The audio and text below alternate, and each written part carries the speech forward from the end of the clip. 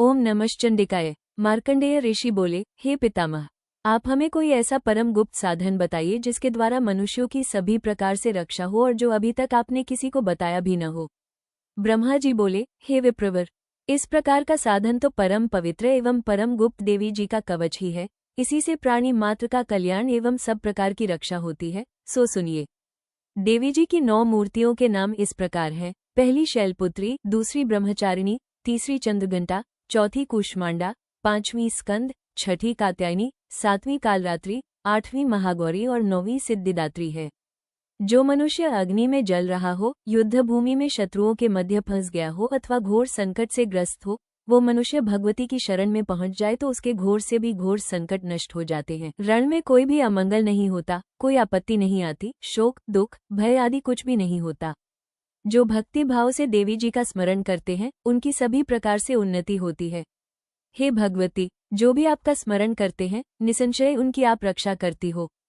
प्रेत की सवारी करने वाली चामुंडा देवी हैं। वाराही महेश पर, ऐन्द्री हाथी पर, वैष्णवी गरुड़ पर, माहेश्वरी बैल पर, कौमाई मोर पर और लक्ष्मी देवी कमल के आसन पर विराजमान हैं। श्वेत रूप धारण करने वाली ईश्वरी देवी बैल पर और ब्राह्मी देवी हंस पर चढ़ी हुई सभी आभूषणों से भूषित हैं।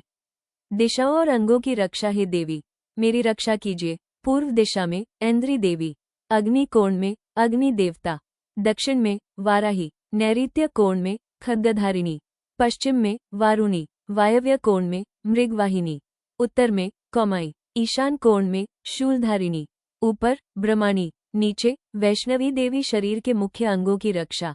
शिखा की चामुंडा देवी, मस्तक की अपराजिता, भौघों आईब्रोज की यशस्विनी, भौघों के मध्य की त्रिनेत्रा, नासिका नाक की सुगंधा, ऊपर के होंठ की चर्चिका, नीचे के होंठ की अमृतकला, जिह्वा की सरस्वती देवी, दांतों की कौमाई, कंठ की चंडिका और गले की चित्रघंटा, हृदय की ललिता देवी और उदर की शूलधारिणी, कटी की भगवती और घुटनों की विंध्यवासिनी हे ब्रह्माणी, आप मेरे वीर्य की रक्षा करें। छाया की छत्रेश्वरी और मन बुद्धि अहंकार की ज्वालामुखी रक्षा करें।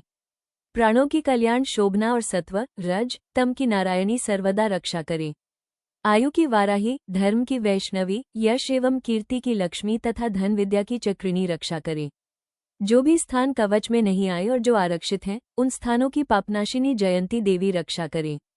मनुष्य यदि अपना मंगल चाहता है तो एक कदम भी बिना कवच के कहीं न जाए। कवच से रक्षित मनुष्य जहाँ जहाँ भी जाता है, वहीं से उसे धन का लाभ तथा सभी कामनाओं की सिद्धि प्राप्त होती है।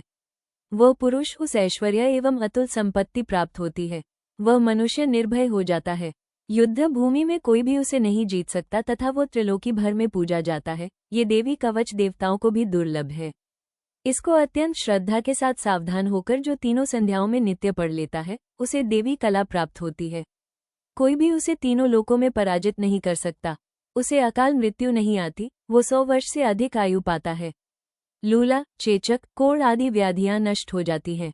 जंगम तथा कृत्रिम विष सभी विष निवृत्त हो जाते हैं। मारण मोहन आदि सभी प्रकार के अभिचार योग तथा मंत्र तंत्र कवचमित पुरुष को देखते ही निवृत्त हो जाते हैं।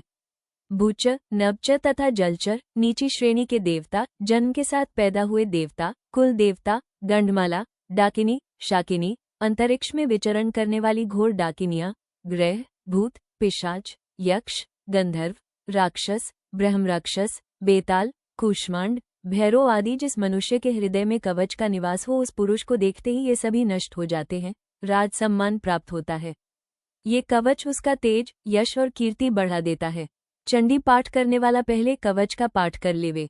जब तक पर्वत वन काननों के साथ ये पृथ्वी टिकी हुई है, तब तक ऐसे पुरुष की संतति इस पृथ्वी पर टिकी रहती है।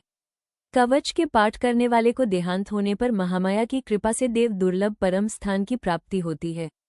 सुंदर रूप को पाकर वो सदाशिव के साथ आनंद पाता है। इति देवी कवच समाप्तम।